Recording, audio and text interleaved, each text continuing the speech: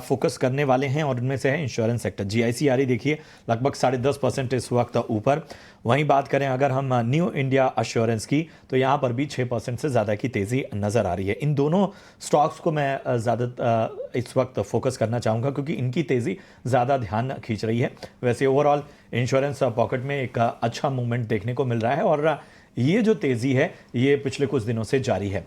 बताएं Avani, insurance pocket में खासतौर पे जीआईसी और न्यू इंडिया एश्योरेंस क्या रणनीति लेकर आगे जाया जाए? पहले जीआईसी की बात करते हैं। इसमें वीकली चार्ट्स पे एक बहुत अच्छा राउंडिंग बॉटम फॉर्मेशन हुआ है और उसका ब्रेकआउट हमें आज नजर आया है। तो यहाँ पे अभी 450 पे जो ब्रेकआउट आया था उसके बाद लगातार मोमेंटम दिख रहा है। तो ये प्राइस प्रोजेक्शन के हिसाब से मैं देखूँ तो इसमें कम से कम टारगेट जो बनता है वो 580 तक का बनता है। तो यहाँ पे जिनके पास है वो बने रहिए। आपका ट्रेलिंग स्टॉप लॉस यहाँ से रहेगा 466 का और फ्रेश खरीदारी 456 का। और फ्रेश खरीदारी जिन्हें करनी है, जिन्होंने नहीं लिया है, वो थोड़े से डिप के लिए वेट करें। अगर 470 के आसपास आता है तो वहां पे आप एंट्री कर सकते हैं। फाइनल स्टॉप लॉस जो रहेगा 456 का रहेगा और टारगेट ऊपर की तरफ 580 तक का रहेगा।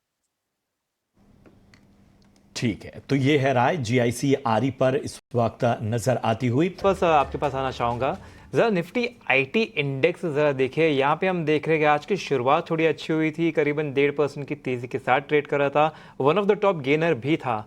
लेकिन उसके बाद में इसमें एक रिवर्स गियर लगा और पूरा गिर के, अगर ऊपरी स्तर से देखें तो 4% गिर के आज one of the top loser नज़र आ रहा है। तो क्या यहाँ पे कोई स्टॉक्स है आईटी शेयरों में जहाँ पे गिरावट पे कहीं पे अपॉर्चुनिटी नज़र आ रही है? जी बिल्कुल। आईटी इंडेक्स जो है उसने एक बेरिश एनगल्फिंग पैटर्न बना दी है। तो मेरे हिसाब से अब इसमें अगर फॉलो अप सेलिंग हो सकती है मंडे को। फिलहाल खरीदारी के मौके यहाँ पे नहीं ढूंढने चाहिए। सोमवार तक आपको वेट करना चाहिए।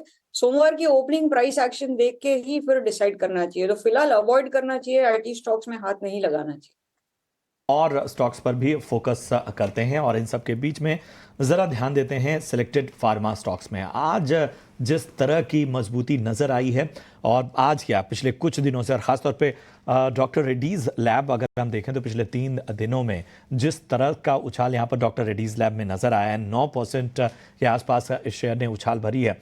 डीवीज़ लैब्स में भी करीब 2% की मजबूती नज़र आई है। इप्का लैब्स देख लीजिए, सन फार्मा, सिप्ला, ये तमाम स्टॉक, और लगातार चर्चा जारी है। अवनी, क्या किया जाए फार्मा शेयरों में, और ख़ासतौर पे डॉक्टर रेड्डीज़ लैब के अलावा? चूंकि डॉक्टर रेड्डीज़ लैब की तो रफ्तार बहुत आगे जा चुकी है, अब जाहिर सी बात है कि फोकस कहीं और शिफ्ट करना होगा। डॉक्टर रेड्डीज में इनफैक्ट यहाँ पे थोड़ा सा प्रॉफिट रिट्रेसमेंट हो सकता है नीचे की तरफ 1300 तक का।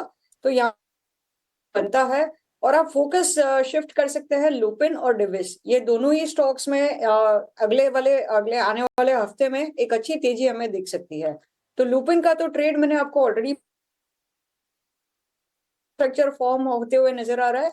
तो यहाँ पे आप आज का जो डेज लो है उसी का स्टॉप लॉस लगा करके ऊपर के 6210 के टारगेट के लिए आप यहाँ पे भी खरीदारी कर सकते हैं। तो ये है राय फिलहाल।